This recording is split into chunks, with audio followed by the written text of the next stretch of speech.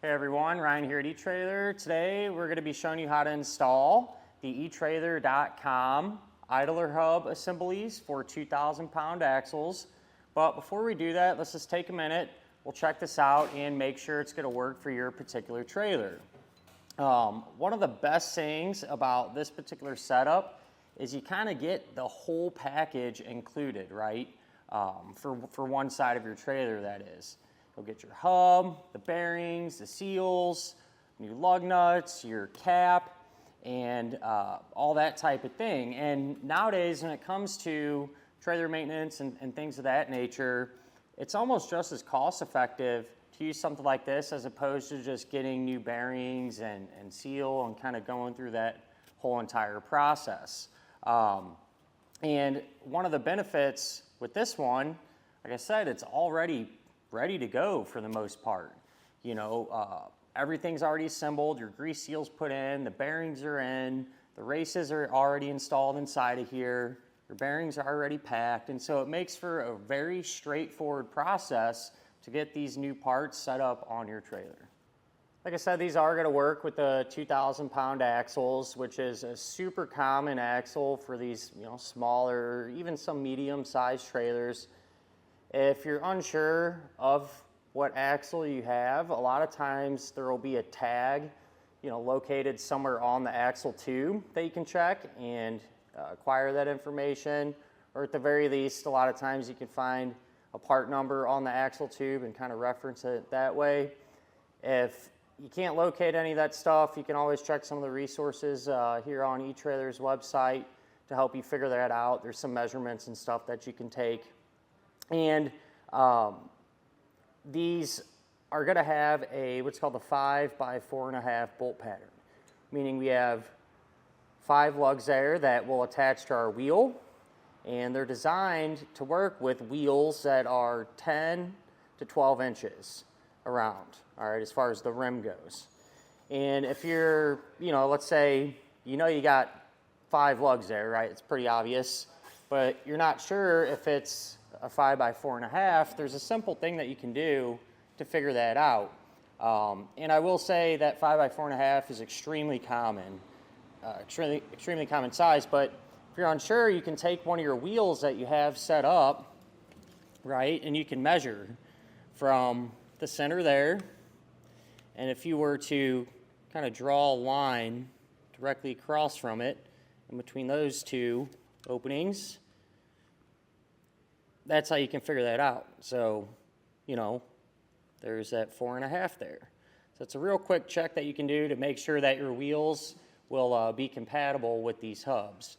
If not, we carry a bunch of different types of hubs here for all the different axle capacities and bolt patterns. If your wheels are bigger than 12 inches, there will be a solution for you that you can pick up and get your trailer back on the road again. If you're someone that does kind of stay on top of trailer maintenance and everything like that, and take everything apart, your hub's in good shape, so on and so forth, and you think you can just put new bearings in it and kind of freshen everything back up, by all means, that's perfectly fine too. We carry a bunch of different bearing kits and stuff here that you can find, but in our case, this is what we replaced, this hub here. So pretty chewed up, and like I said, a lot of times it's more cost effective just to kind of redo everything as opposed to trying to drive the races out of this, drive new ones in, clean it all up, spend all that time on it, and have to deal with all that stuff, as opposed to just having the hub here. It's brand new, everything's set up for you already, ready to rock and roll. Pop it on and call it a day. The hub is going to be rated for 1,000 pounds, so that's the capacity. Being that you have one on each side of the axle, that's where it comes up with that 2,000 pound axle rating, if that makes sense. And as far as the bearings go that are inside of the hub, they're going to be an L44649 bearing, which is pretty common. It's probably really difficult to see here, but on the face of the bearing, if you want to double check yours or anything prior to picking out hubs, there should be a part number kind of stamped into that, all right? And if it's a L44649. It'll be in good shape. These bearings are going to have a 1.063 inch ID, so that's the inner diameter there. And these are going to be the same for the outer and inner bearing. If you come to find out you have different bearings, again, you know, all these parts are available right here at eTrailer. And they do come with a grease cap, like this one here. I just got an extra one on hand, and it's completely sealed. If your original grease caps have a little rubber plug in there, because you have an easy lube type spindle where you can put your grease gun in there, you know, there's a kit that comes included with those. And as far as the grease cap is concerned, you know, pretty standard stuff for these type of hubs. But in case you're wondering, the diameter here is going to be 1.988 of an inch. As far as what's going on the inside of the hub, as well as the back side of it, let's go ahead and check that out now. Here's a better look at the hub when it's off of the trailer. And, you know, as far as the craftsmanship and everything goes, don't look too bad, for sure. You know, everything looks like it's in place correctly and things of that nature, so can't really ask for too much more there. As far as the grease that's going to come in the hub, it's a lithium complex multi-purpose grease. Really common, so whenever you do, or if you know, eventually repack your bearings and things like that in the future, make sure to use the compatible grease that is originally in here. You know, it's just kind of the right way to do things. And as far as the back of it, the seal that's pre-installed, that's a 10-9 seal. Really, really common, you know, especially for this style of hub here. Pretty much a standard, at least in my opinion. But in case you're wondering, the outer diameter of that grease seal is going to be 1.987 of an inch, and then the inner diameter of it is going to be 1.5 inches. The paint on these hubs are going to have some zinc in it, and what that's going to do is help prevent rust and corrosion issues down the road and hopefully stay in good shape for a long time. If you're someone that, you know, you might have a jet ski trailer or a small boat trailer, or just want to kind of go the extra mile to keep these in even better shape, there's galvanized versions available as well, which these tend to hold up a little bit better in scenarios where, you know, there's a lot of moisture, water, and things like that. Ultimately, when it comes down to it, something like this is a no-brainer for me, as opposed to trying to source bearings separately in seals and then pack them and go through all that. It's nice that this is ready to go. Take all the old stuff off, put the new stuff on, and you're done. So it's just a big time saver when it really comes down to it. And ultimately, you know, probably one of the most important things, whether you go with this hub or a different one for that matter, is just making sure you're going to get the parts that actually work with your particular application. So hopefully some of the information that I gave you here today can, you know, help you figure out if this is going to work. As far as the installation goes, you know, because it's all put together, it's really not bad at all. On our particular trailer, it was sitting for a while, and so I'll say it was probably one of the more difficult ones to do, but I think that's perfect because it gives you a really good example, especially if, you know, that happens to you, and some of the things that you can do to work around those issues. So hang tight, we'll go ahead and get this installed now. To get our installation going, first thing you want to do is get your trailer up off the ground. You know, use jack stands and all the proper safety precautions, and go ahead and get your wheel removed. In order to get the hub off, we're going to have this cap here that we'll have to remove first. I have this little tool here. I like to use it because it kind of drives it in there, but you can use a flathead screwdriver, or you know, take a hammer and lightly tap it this way to get it removed.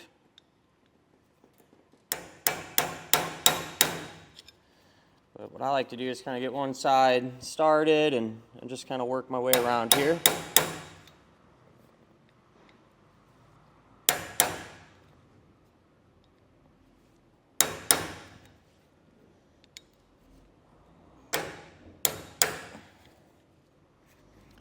pop that off. And we can set it to the side. And our assembly here is pretty bad. So I'm gonna come back and just kind of clean this up a little bit so we can see what's going on a lot better. So after removing some of that gunk that was built up here, we can see that we have a cotter pin and a castle nut set up holding our hub on. There are different types of ways of securing this. They're all pretty straightforward and similar, but either way, you'll have to get these components removed. This is a really common setup like we have here today. So I'm just straightening out that cotter pin.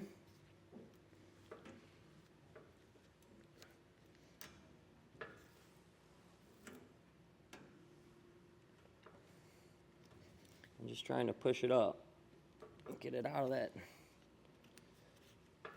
spindle there. Like I said, this one's pretty chewed up, so I'm sure it's going to fight me a little bit here.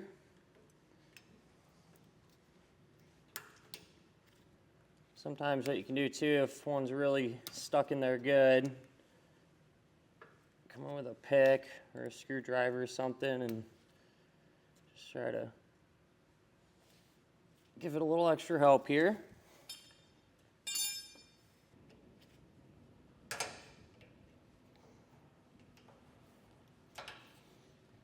Get that guy out.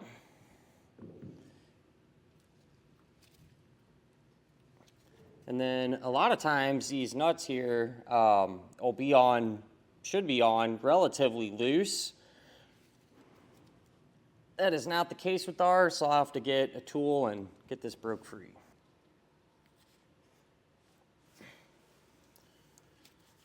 I was able to break that free with a pair of channel locks here. Get the nut removed. And then we can start to kind of just grab the hub and kind of swiftly pull on it like that.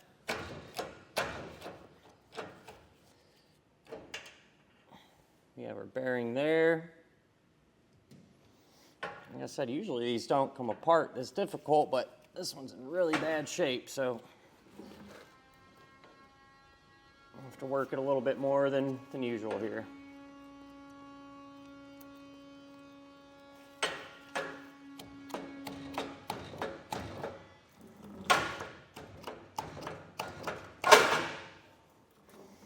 So we got that whole hub assembly off. And usually what happens is your bearing and the grease seal will come out with it, but ours is locked up on the spindle here. So I'm going to get this cleaned up so we can have a better look at what's going on and come up with a plan.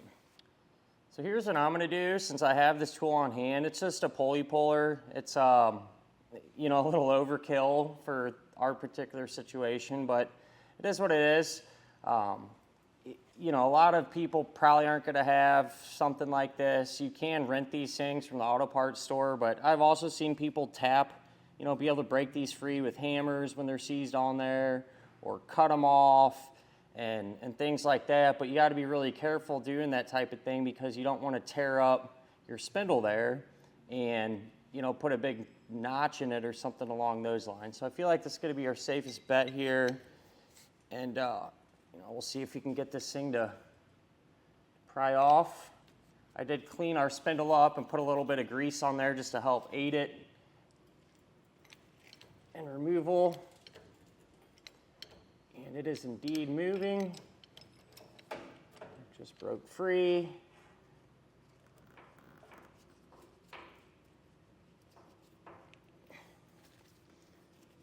I might just have to come back and do it again. Getting kind of hung up here. The spindle and everything, from what I could tell, was in pretty good shape. So it's probably just this bearing that's chewed up on the inside there.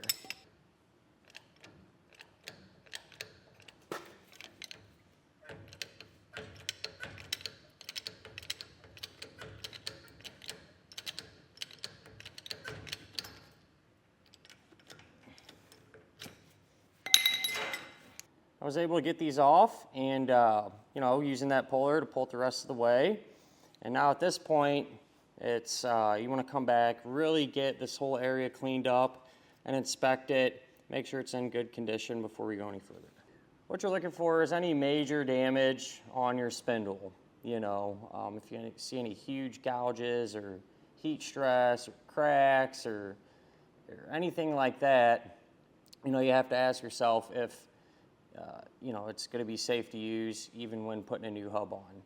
In our case, we have a little bit of wear, but it's not crazy bad, especially for what this trailer is used for. It's primarily just getting run around on a farm. It's not really running down the highway a whole bunch or doing anything like that. So, you know, I think we can get away with a little bit of wear there, not too concerned with it.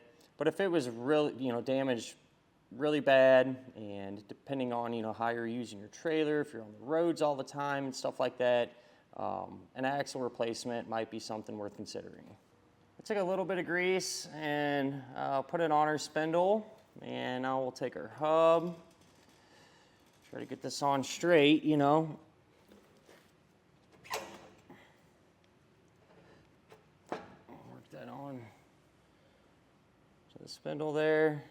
Try to pack some of this grease back in there.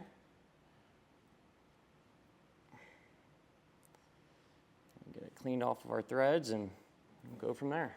With that in place now, we can put everything back together. A lot of trailers have a washer that goes on in between the outer bearing and the castle nut.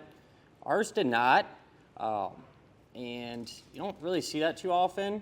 So I grabbed and one I had laying around, tried to put it on, and with our castle nut here. And the reason that they're not running that is because where the hole is, where you put your cotter pin through, with the washer on there, you know, you're not able to have enough threads to get the nut on and the cotter pin in. So that's why it's set up like that. Just thought I'd mention it. So what we'll do here is we need to seat our hub. I'll take the nut and just get that kind of as tight as we can by hand.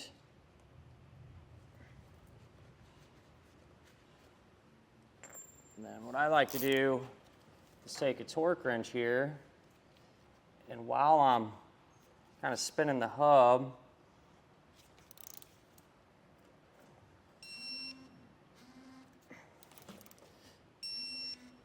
we'll seat the nut. And then all we have to do, so we know it's seated, right? That ensures that the grease seal is pushed onto the spindle and everything else. And I'm just going to take a pair of channel locks. I'm not going to try not to spin the hub.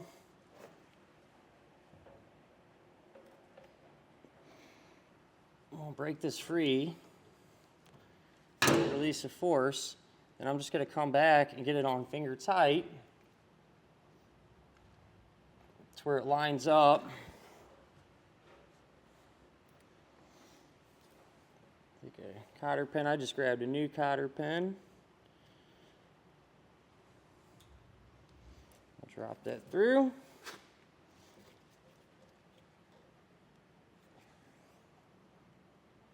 And get the ends pulled apart here.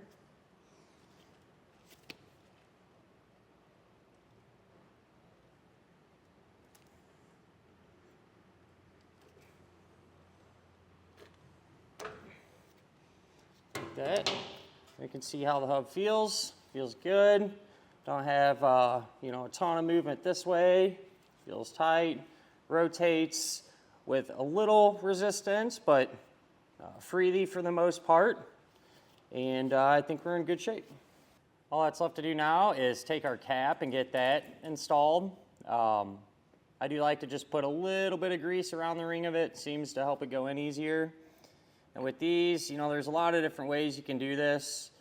You want to get it going, you know, straight in there and everything. And what I've done a lot in the past, you know, just take a block of wood, put it up against there. You can tap it in place with a hammer. You just want to make sure that this is all seated. And, you know, obviously you don't want to tear up your cap in the process of doing that. I happen to have a driver, so that's what I'm going to use. They work out really well. So if this is something you do quite frequently, it's not a bad tool to have. But with this, just drives it right into place. I do always recommend, it's a good idea to replace both hubs on your axle. And so you'd simply just repeat that same process on the other side of your trailer. And then of course, once all that is wrapped up, you can take your wheels and tires, put them back on. Since this does come with new lug nuts, you can use those, run them down, and just make sure that your wheel and tire is going to be properly torqued down to the hub.